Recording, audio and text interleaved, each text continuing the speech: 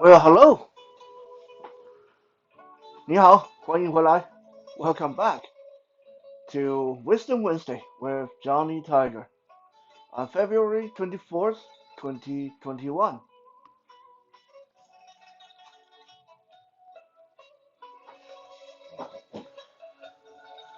When it comes to great Chinese says, quote, prophecies, philosophies, a lot of people like to quote Confucius. And why not? Confucius is said to be one of the greatest teacher, if not the greatest teacher in Chinese history. Some people would quote Sun Tzu, the guy who wrote probably the world's first book on uh, the art of war and how war should be fought, how to be a great general. But unless you are born Chinese, unless you have studied your Chinese history, there are a lot of other great philosophers that have been forgotten by the wayside, such as Manzu and the one of the subject we're going to talk about today, which is who is called Lao Tzu. Now, Lao Tzu is probably China's first prophet, first or the oldest philosopher, and perhaps more impressively, the founder of the Taoist religion. We have talked about many stories and legends from the Taoist religion, including the Jade Emperor, the Great Race, the Chinese Zodiac. The founder of the Taoist religion was Lao Tzu. Uh, he was also the guy who wrote China's first Bible. Yeah, there's a lot of Bibles, Taoism and Buddhism and sort of Chinese religion. But Lao Tzu was the guy who wrote the first Bible in Chinese history, and that Bible is still studied today, not just by religious people, but by a lot of philosophers and university students and scholars. That book is loosely translated to be the book of morality or the book of virtues. What is really interesting about the book of morality is that it talked very little about supernatural stuff. It talked very little about gods, goddesses, godhood, unlike most of the later Bibles that depict and recount the heroic deeds by Buddha, by the Jade Emperor, by many other deities. Not so was the case in the Book of Morality. In the Book of Morality, Lao Tzu detailed in very precise, very strict codes of conduct how he expected people to be. In his own words, Lao Tzu wrote down how and what you have to do, how you have to act, how you should behave, how you should react for you to become a good person. And why is that important? Because in Lao Tzu's head, only a good person could then go on to achieve godhood. And if you read, depending on how you translate the book of morality, it either says that you do not seek godhood until you are a moral and virtuous person, or this is a translation I like better, is that when you are a good, moral, virtuous person, then that is already your godhood. You don't need to look for anything else. Kind of deep when you think about it, especially considering this was from about 4,000 years ago. So Lao Tzu, the guy who created Taoism, the guy who wrote China's first ever Bible, he was one of the most worshipped figures in Chinese history. Now, Lao Tzu is not his real name. Here is a little trivia. If you ever ask people, or if you ever get into a trivia war, you can bring this one up. What is Lao Tzu's real name? Because Lao Tzu is what we call him as a sign of respect. It basically means the old one. Lao Tzu is the old one. In fact, nowadays, sometimes when people are arguing with each other, uh, people will address themselves in a third person view and say, call themselves Lao Tzu. Um, that's not them claiming to be the great philosopher Lao Tzu. It's just they claiming to be your daddy. It's like in English, it's about the equivalent of who's your daddy, who's your daddy. Uh, when you claim, uh, when you address yourself as Lao Tzu, when you're in an argument, like so, rather than saying I did so much for you, and I can say your Lao Tzu did so much for you. Uh, you should respect your Lao Tzu.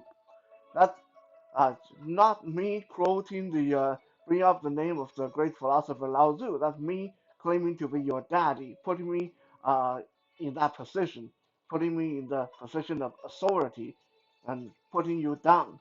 Okay, that is a interesting little side note about the word Lao Tzu. People also sometimes refer to each other as Lao Tzu in conversation, like, "Hey, how's your Lao Tzu doing?" That means, how's your dad? How's your father? How's the old one? How's the big guy doing? Right? So Lao Tzu has many meanings, and it definitely was not Lao Tzu's name. For those who are interested, Lao Tzu's real name was Li Er. That's how you pronounce it, Li Er. So Li and then Er. You don't want to write that together. It's going to turn into liar. Okay, Li space Er. Li Er. Li Er. That's Lao Tzu's real name. Now, why are we talking about Lao Tzu? Well, because what I'm going to talk about today actually came not from Lao Tzu, but from a man who was even greater than Lao Tzu. This man is very rarely known. Many people, even Chinese people, don't usually remember this name, but he was even a greater man than Lao Tzu because he was Lao Tzu's teacher. He was the guy who taught Lao Tzu everything. He was the guy who taught Lao Tzu philosophy. He was the guy who taught Lao Tzu morality. He was the guy who taught Lao Tzu about virtues and behavior. This person, this very important, very great person's name was Shang Rong. Shang Rong, that's Shongrong. Shang Rong. Who was Shang Rong? He was the minister for the Chinese emperor in the uh, Shang dynasty, about 3,500 years ago. 3000, about that time. That period of history is kind of hard to keep track with an exact date because people back then didn't write things down very precisely, and they didn't use our current system of marking years either. Back then, depending on which emperor was in power, it's go to, like, let's say it's Emperor Li, and it's get to reset to Li's year number one, and then if Emperor Li finish his reign on 30 years. It's Emperor Li number 30. And then they go to Emperor Wang. And then they go back to Emperor Wang year number 1. So there was very little continuation as far as how the years were marked back then. That's why Chinese history can get really, really confusing. A good thing is we are not here to get a degree. We are not here to get to get quizzed or tested later. You just need to know that Shang Rong was Lao Tzu's teacher, and he was from about 3,000, 3,500 years ago in China. I'm not going to go into all the details about Shang Rong because I want to uh, talk to you guys about three things Three, three last things he taught his student Lao Tzu before he passed away. When Shangrong was old, he was in his 80s, and back then that's really, really old. Uh, so when he was in his 80s, he knew that he didn't have a lot of time left to him. So he called his student Lao Tzu to his bedside, and Shangrong said to Lao Tzu, or Lier, because he definitely didn't refer to him as Lao Tzu. He's a master, he's a teacher. He wouldn't be referring to Lier as Lao Tzu. Like I said, Lao Tzu is a name of respect, is a title of respect. Um, so Shangrong said to Lier, aka Lao Tzu, I have taught you everything I know. I don't have much to give you, but before I leave this world, I have three more pieces of advice that I can give you, and I hope you will always keep them in your heart. Number one, never walk past an ancient tree without paying your respect. Never walk past an ancient tree without paying respect. And this one, while it sounds like some environmental nonsense, it's really, really big. Actually, this later became one of the driving force, one of the driving principles in Chinese culture, in Chinese philosophy. What he was talking about, what Shangrong was talking about, was not tree.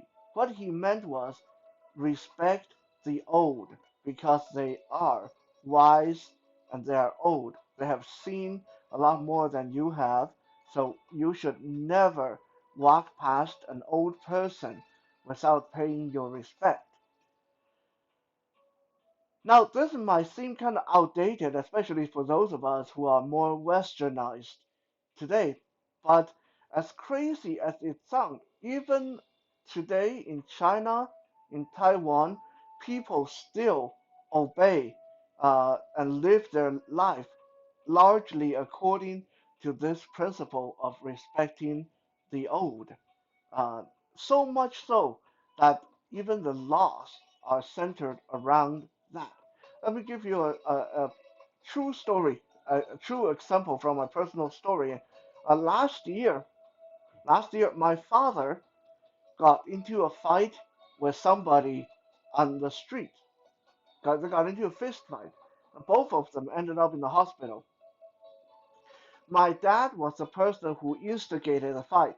My dad was the person who threw the first punch. My dad was the person who threw the second punch.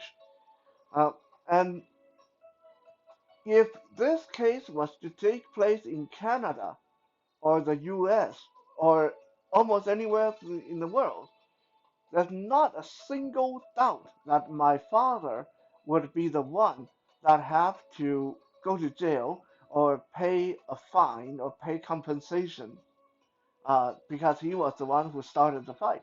He was the one who attacked the other guy uh, without provocation, mind you.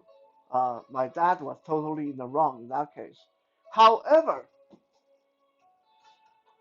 he ended up getting compensated by the guy. The court ruled it in my father's favor because the other guy is 10 years younger than my dad. So these two old guys fighting. My dad's almost 80 years old, so the other guy's almost 70 years old. But because one is 10 years older than the other, the law in my culture says that the other person is that much older than you should not have hit back. Period. There's no room for argument. The law says you should not have hit back. You should not have defended yourself because he is older than you.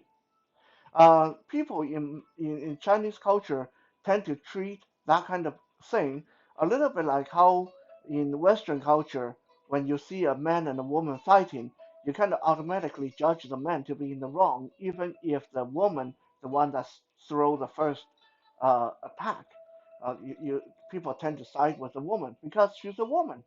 Well, in Chinese culture, people will side with, even the law will side with the old one because they are the old one. And it all came from Shangrong's first word of advice to Lao Tzu.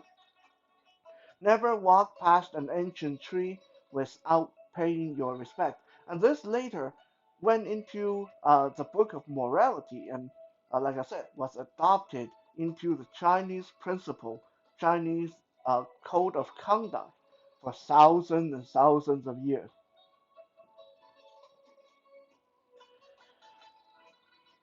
Shangrong's second piece of advice was never return to your family uh, covered in luxury.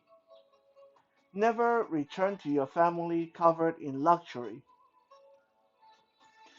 Again, on the surface, this sounds really stupid. It doesn't even make sense. If you make money, why shouldn't you come home and dress nice and show your success?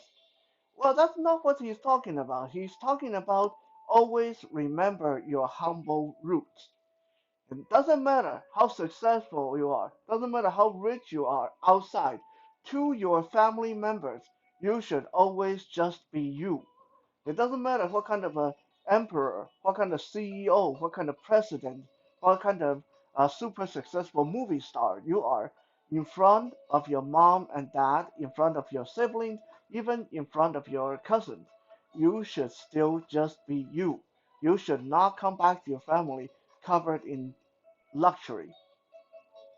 Um, and this, again, later was inducted into the Chinese people core values.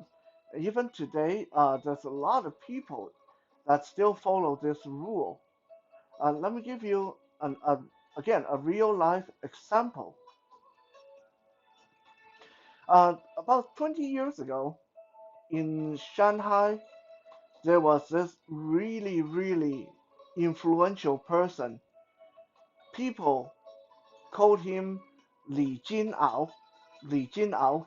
Uh, some of you that followed my uh, podcast, you remember the creature owl was the world's first, strongest, biggest turtle. It's a turtle that hold up the world.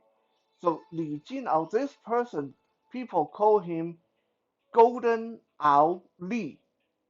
Jin means gold, golden. So Golden Owl Li. So he's so influential, so impressive that people give him that nickname, the Golden Owl Li, the golden turtle that hold up the world. Li Jinao was the kind of guy who could get things done, who could make people disappear. He was well connected both in the underworld and in the high society. Uh, Military generals and even the party chairman of China and all the way to underground mafia bosses had to do his bidding. One word from him, get a lot of things done. So Li Jinao was that kind of guy. He was the guy. He was the alpha male. 30 years ago in Shanghai, the account of the story goes that every time Li Jinao go home to visit his parents, Li Jinao grew up in a small, remote farm, in a small farming community. Every time he went home to visit his parents and his relatives, he would park his Benz Mercedes outside the town and he would take off his suit jacket. He would change into simple sneakers, blue jeans, and t-shirt, and he would walk into the village, the community. He would walk home. Uh, he would walk many blocks to get home, uh, rather than letting his chauffeur drive him there, because he believed that even though outside in the world he's this most impressive guy who could get anything he wanted, he could get anything done. When he came home, he needed to be just who he was, to his parents, to his family. He had to be humble. So one day, Li Jinao decided to purchase a couple of very expensive fish to bring home as gift for his parents to enjoy as supper.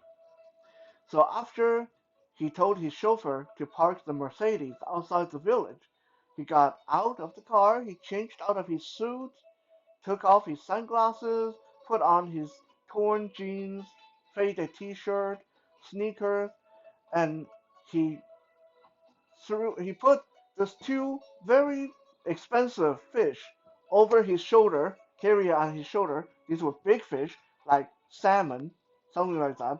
Uh, and he started walking toward his house or his parents' house. Halfway there, one of the neighborhood hoodlums, a young punk, who thought that Li Jinao was just a normal passersby carrying a couple of fish on his shoulder. This punk came up to him, tapped him on the shoulder, and said, "Give me the fish." To everybody's surprise, Li Jinao handed over the fish, and he said, "Here you go, here you go." And later, when people in the neighborhood asked him, "Why did you just let that guy bully you out of your fish? You, we know who you are. We know what you can do. Why did you let that slide?" Li Jinao said, "Because I know his parents. I grew up in this village, and his parents, they were nice to me. And so, since I'm coming home as just me, it wouldn't be fair for me to use what I have outside against their child. Because here, I'm not the man who could do anything I want. Here, I'm just the same guy that grew up here that you guys knew as your friend." That is how much this principle affect a lot of Chinese people even to this day. Even this really alpha male such as Li Jinao, he would just give up these expensive fish that were meant for his parents to this young bully in the neighborhood because he wanted to stay humble in his neighborhood. The third principle, the third piece of advice Lao Tzu, Shangrong gave to Li Er, aka Lao Tzu, was be the tongue, don't be the teeth. Be the tongue, don't be the teeth. He said to Lao Tzu, he said, "Look at me. Do I still have any teeth left?" And Lao Tzu said, "No, teacher, no. You lost your last tooth 10 years ago." Shangrong said, "Yeah, but do I still have my tongue?" "Yes, you do."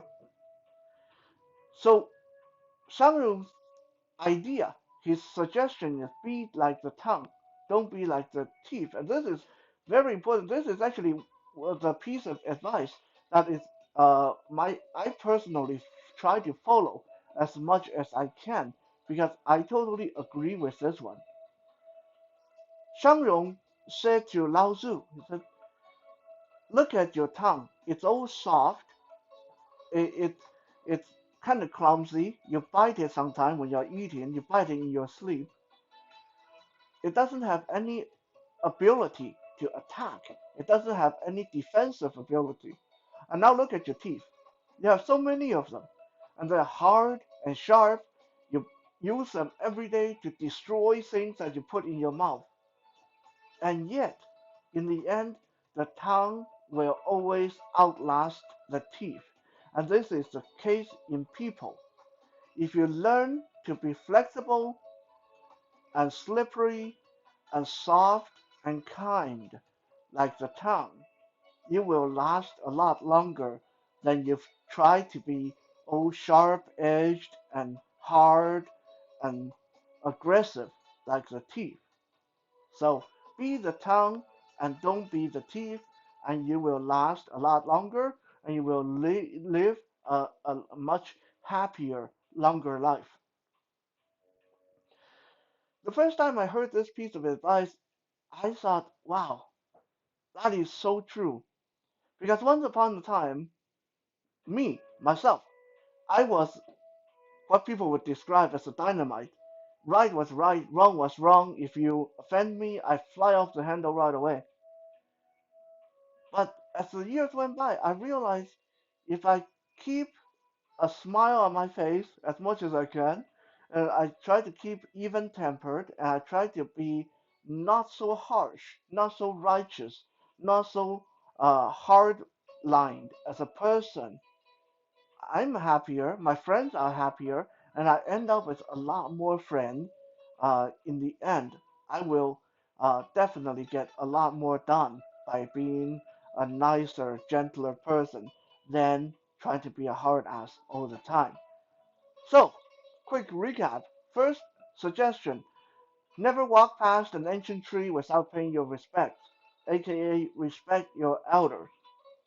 Second, never covered in luxury when you come back to your family, aka always remember to be humble to people closest to you. Third, be the tongue, don't be the teeth, aka trying to be kind and gentle rather than being harsh and judgmental. Thank you for checking out today's Wisdom Wednesday. We'll be back again tomorrow for Toys Thursday. For now, have a good night and 晚安，再见。